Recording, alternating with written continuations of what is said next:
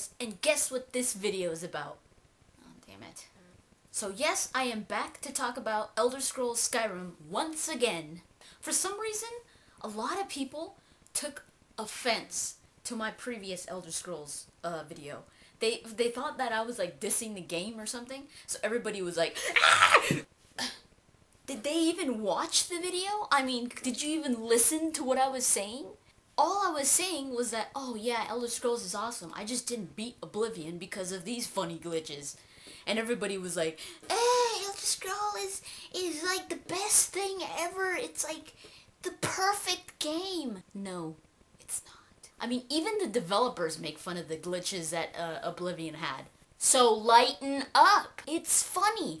I love Mass Effect, and I make fun of all the glitches that it has. I mean, it's just funny to be able to make fun of the glitches. It's not a perfect game. So just to clarify once again, please watch the whole video, listen to what I'm saying, and know that I like the Elder Scrolls storyline. I think it's a great storyline, and just because I haven't beat Oblivion doesn't mean that I don't know about it.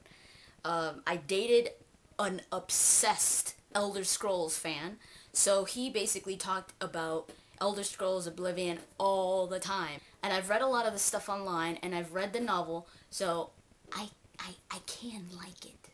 Really. On to the topic of the video. So in this past video that I was just talking about, I wasn't sure whether I was going to play Skyrim or not, because I didn't want to, not because I didn't think I'd like it, but because I thought that I would probably just be spending money and never beat it. It's what happened to me with Oblivion, and it's what happened to me with Fallout 3, actually, and I loved Fallout 3. I played like halfway through Fallout 3, but it's just, I guess the play style really kind of like, when there's another game that that has more my style, like say, I mean, LA Noire came out, Portal came out, you know, all these other games came out, so I just stopped playing Fallout. I was like, you know, I'll go back to it, and I just started playing the games that I really am into. That's what happens to me. I don't know. I guess it's styles of gameplay. I mean, not everybody could like this all types of games. I mean, for those of the people that are obsessed over Elder Scrolls, a lot of them probably don't like a lot of games that I play, so it's okay. You know, it's okay. Trust me.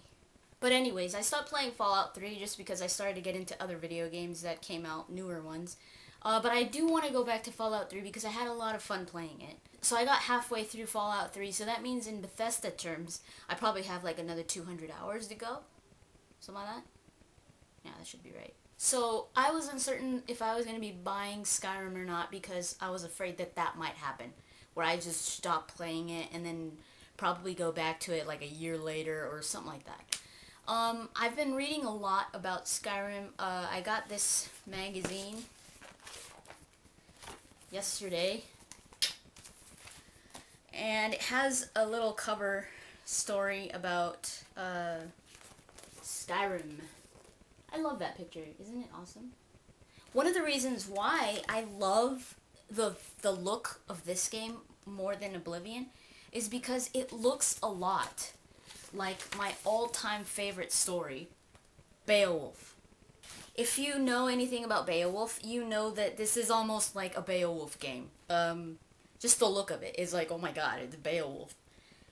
He looks, in my mind, I mean, there hasn't been any art. I mean, there has been art, but not like a specific picture of how Beowulf looked like, but with the description of the poem, I imagine him like that, actually. But he does fight a dragon in the end and everything, and it's the trailer of Skyrim it feels like Beowulf, like when he fights the dragon. So I was like, whoa, cool. So I've been reading a lot about it, and I was reading this. It says 10 things you must know about Skyrim, and it has pretty good topics that it talks about, and it just made me want to play Skyrim more than my previous video. My previous video is very doubtful and very like, I don't know. But now that I've read so much about it, I think I am gonna buy it. I said in the previous video that if I didn't like it, I could just sell it, and a lot of you, for some reason, said, if you don't like it, just sell it. Why don't you sell it? You're an idiot. And I was like, that's exactly what I said. Again, they didn't watch my video. So yeah, I think I'll just go ahead and buy it, because it does sound like it's gonna be an awesome game, and I feel like I'm gonna miss out on a lot. And I mean, I can't get into Oblivion anymore just because I think it's outdated. But I think it's going to be easier to play Skyrim, even though it's not so much my type of gameplay. I think the storyline is going to be really good, and I should be able to get into it. I mean, I'm not a big fan of first person, but I have played games like, I have played Half-Life, and I've also played BioShock, and Portal, and I love those games. I think those games are awesome. So if the game is good, I will play it. Probably not as enthusiastic as, say, another game like Mass Effect or like Red Dead or Grand Theft Auto or something like that. I mean, I'll play that non-stop, but since this is such a long game, I think there's like, who knows how many hours of gameplay. I think like over 200. I mean, I could go always, it could be one of those games that I could always just go back to if I stop playing it ever. Kind of like Fallout, I guess, because I don't, Fallout is definitely not on my list of never to play games ever again. It is in the list of I will go back to it. So, I will be buying Skyrim. I will. I don't think it's going to be a waste of money. It is very complicated. It looks very complicated, but it looks very interesting. And one of the must-know things about Skyrim is that the menus were revamped over the Oblivion menus, and I did play enough of Oblivion to know about the menus. They were kind of confusing at the beginning, but I think if you played it more, you probably got used to it. But it's good to see that they did make it a little cleaner. So I'm sure if you're a huge Elder Scrolls fan, you've already read this.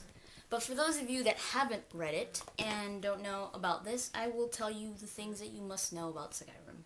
First of all, it says that you start off with your death. I guess it's pretty typical for Elder Scrolls, since you always start off with something that's kind of going downhill for you, and then you get out of it. This sounds really cool. You start off with your execution. So you're gonna be executed, but then you get out of it. You get out of it somehow. It doesn't say how, but that sounds interesting. I like it. Also, cause and effect. This sounds a lot like Fallout New Vegas, where whatever you do at a certain town will affect it in the long run. Like even if you don't do it in a town, but if you do something, it will affect things that happen around you. So like, let's say this is just an example. You go to a town and you kill, or you go to a town and you burn all their crops. You leave, and then maybe later you go back and there's like people dying of hunger on the streets and stuff because you burned all their crops. So that sounds pretty cool, because it's not that's a lot like Fallout New Vegas, where your actions affect your relationships with certain people, with certain towns and all that. And you know, it's not like you do something and the game doesn't recognize it, so it'll recognize everything you do. So that's why it's called cause and effect. The third one is Fight Starter. This is also very cool, because you could be wandering the wilderness just doing your own thing, and then you could all of a sudden run into like, let's say, a bear and a wolf fighting just on their own, and you're like, what the hell? And it's all random. So you could be walking in one gameplay, and all of a sudden a dragon comes and attacks. And then you could be playing that same gameplay, and the dragon doesn't attack. So it's all random. In the demo that they had for E3, I think you were walking. The guy was walking in the wilderness, and then he all of a sudden saw he saw an ogre, like a massive ogre, just walking, and he was like, "Oh, that wasn't planned. You know, it was just there." So living things go about their business whether you're there or not. I think that's how Fallout was too. You would just all of a sudden see like a big spider fighting like some dude, and you were like, "What?" So that I love that about Bethesda games. A lot of the Bethesda games do that. So it's cool that they brought it back for Skyrim.